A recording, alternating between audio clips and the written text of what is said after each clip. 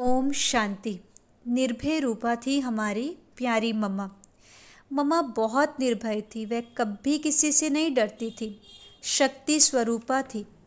एक बार सिंध में बहुत हलचल हुई, वहाँ पे लोगों ने बहुत पिकेटिंग भी कर दी, परंतु मम्मा ने सभी को ऐसा डिसिप्लिन कर दिया था कि पिकेटिंग करने वाले लोग भी उनसे बहुत प्रभावित हो गए और उन्होंने अपना धरना उठा लिया। और कोर्ट में भी जब केस चला तो मम्मा ने वहाँ पे बहुत निर्भय और निश्चिंत होकर सबका सामना किया। उस दौर में विश्व के इतिहास में उनके जैसी कम आयु वाली कोई और कन्या नहीं होगी जिसने इस प्रकार की सिचुएशंस को फेस किया होगा। परमात्मा द्वारा दिए गए ज्ञान में अनेक नवीनताएं होने के कारण बहुत लोगों ने उनका विरोध किया, परंतु मम्मा सदा निश्चिंत निर्भय बनी रही। जिस किसी विरोधी ने उन्हें देख लिया या उनसे थोड़ी बातचीत की तो वो उनके प्रशंसक बन जाते थे। एक बार मम्मा के ऊपर वारंट निकला था। मनोहर दादी और अन्य दादियों के नाम पर भी वारंट निकले थे, क्योंकि ये सब नाबालिग थे। वारंट उनके निकलते थे जो 16 साल से कम उम्र वाली थी और घर छोड़ यज्ञ में आई थी।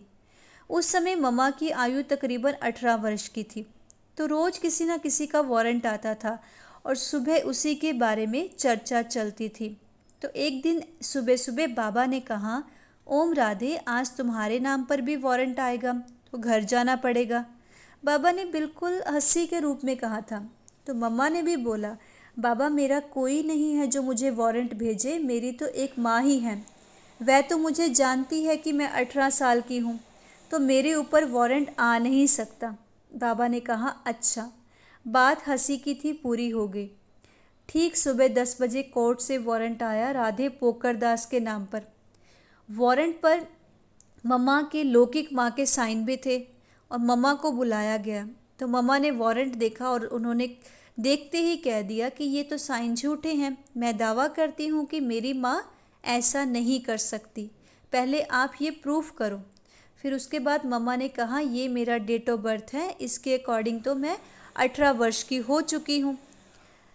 परंतु फिर भी जब नहीं माने तो वारंट तो स्वीकार करना पड़ा।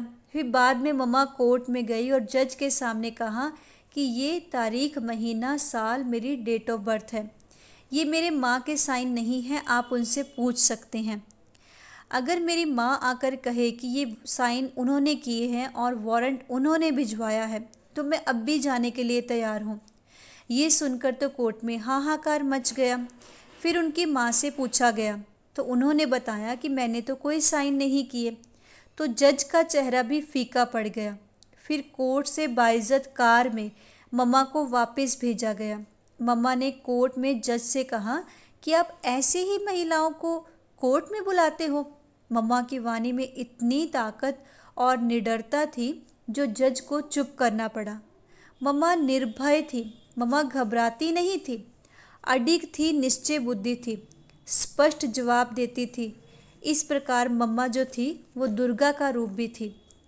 उनके जीवन में एक बहुत बड़ी परीक्षा उनके शारीरिक स्वास्थ्य ने ली, जब उन्हें विकराल रोग ने आ घेरा और उन्हें जब ये मालूम हो गया कि अब उनका ये शरीर अधिक समय तक रहने वाला नहीं, तब भी वे निर्भय और निश्चिंत बनी रही।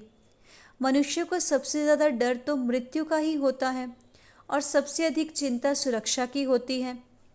परंतु जब इन दोनों के बारे में पता लग गया तो भी ना कभी उनके चेहरे पर या उनके हाव भाव में कोई चिंता देखी।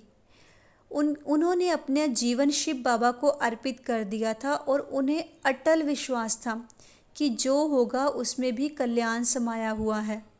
तो मम्मा से हमें ये प्रेरणा मिलती है कि हमें भी जिंदगी के हर कदम पर निर्भय और निश्चिंत होकर रहना है। ओम शांति।